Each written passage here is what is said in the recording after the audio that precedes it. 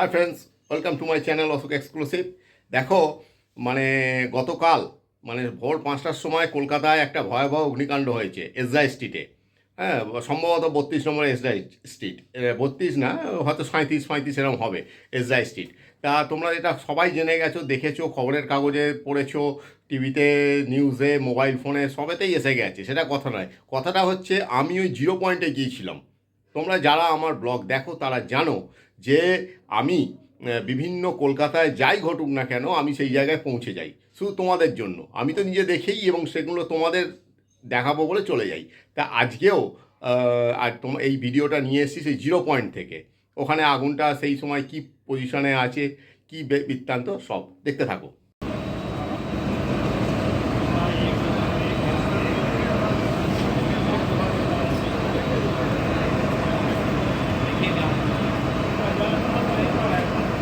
দেখো, একদম জিরো পয়েন্টে আমি দাঁড়িয়ে আছি। এই জায়গাটাতেই আগুন লেগেছে, কিন্তু আগুন এখন অনেকটাই নিয়ন্ত্রণে আছে। ভেতরটা আগুন আছে বলছে, কিন্তু বাইরের দিকটা প্রায় নিভে গেছে, ধোঁয়ায় চারিদিকটা ভরে গেছে।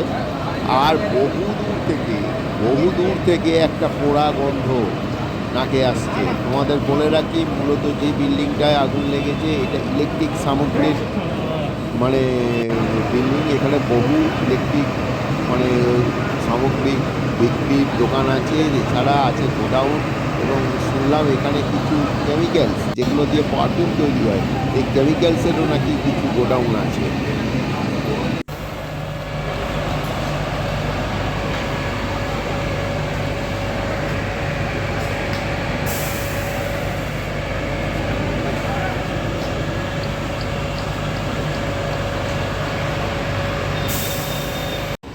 এটা দিনের একটা অন্যতম ব্যস্ত রাস্তা। প্রতি মিনিটে যে কত গাড়ি যায় এখান থেকে ঠিক নেই, কিন্তু সেই রাস্তা আজকে বন্ধ করে দেওয়া হয়েছে। তোমরা দেখতে পাচ্ছ একাধিক ফায়ার ইঞ্জিন এসে দাঁড়িয়ে গেছে এবং তারা এখনও কাজ চলছে। এখানকার তথ্য অনুযায়ী, এখানকার স্থানীয় দোকানদার বা মানুষদের তথ্য অনুযায়ী আগুন লেগেছে ভোর 5টার সময় এবং বিল্ডিংটা 7 তলা। বলছে বহুত নাকি ক্ষতিগ্রস্ত হয়েছে, অনেকটাই ক্ষতিগ্রস্ত হয়েছে এদের কথায়। তবে আমি অতদূর পৌঁছতে পারিনি, কারণ ব্যারিকেড করার এর থেকে আর পৌঁছেও কোনো লাভ নেই, কারণ এমন জায়গায় আগুনটা লেগেছে নিচে থেকে দেখা যাচ্ছে না, শুধু ধোঁয়া ছাড়া। দেখো, এখানে ফায়ার ব্রিগেডের যারা যোদ্ধা তারা কিছু খাবার খেয়ে নিচ্ছেন, কারণ কাজের ফাঁকে খেতেই হবে। এদিকে কিন্তু কাজ চালু আছে, আমি দেখতে পাচ্ছি অলরেডি ফায়ার ইঞ্জিন থেকে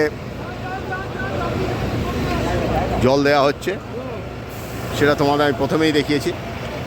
আর দেখো, অনেকগুলো ফায়ার ইঞ্জিন আছে স্ট্যান্ড বাই। আর সবথেকে বড় কথা হচ্ছে, যেখানে আগুনটা লেগেছে এসরাই স্ট্রিট, তার ঠিক পাশেই পশ্চিমবঙ্গ সরকারের দমকল বিভাগ। দেখো, সেটাও তোমাদের দেখাবো। এটা একটা বিরাট সুবিধা। এই দেখো,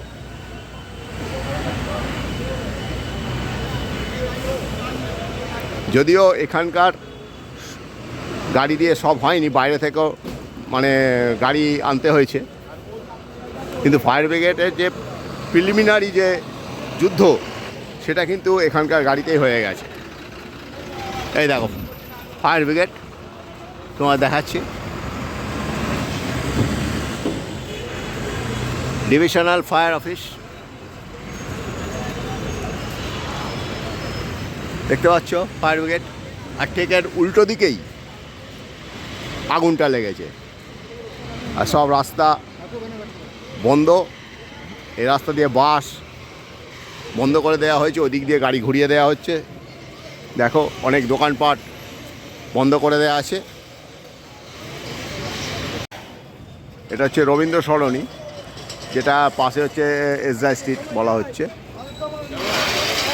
এখানেও অনেকগুলো গাড়ি আমি দেখতে পাচ্ছি, প্রায় 5খানার মতন গাড়ি স্ট্যান্ড বাই রাখা আছে, তোমরাও দেখতে পাচ্ছ। কারণ একটা গাড়ি যদি কমপ্লিট করে জল শেষ হয়ে যায়, তাহলে নেক্সট গাড়িটা রিকভারি করার জন্য চলে যাবে।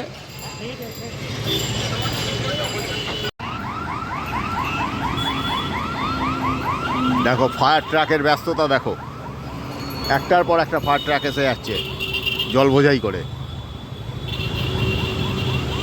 বন্ধুরা আমি মানে দেখালাম সরাসরি ওই জায়গা থেকে যেখানে আগুন লেগেছে, সেখানে ফায়ার ব্রিগেডের যে সৈনিকরা আছেন তাদেরকে আমি খুব স্যালুট করি।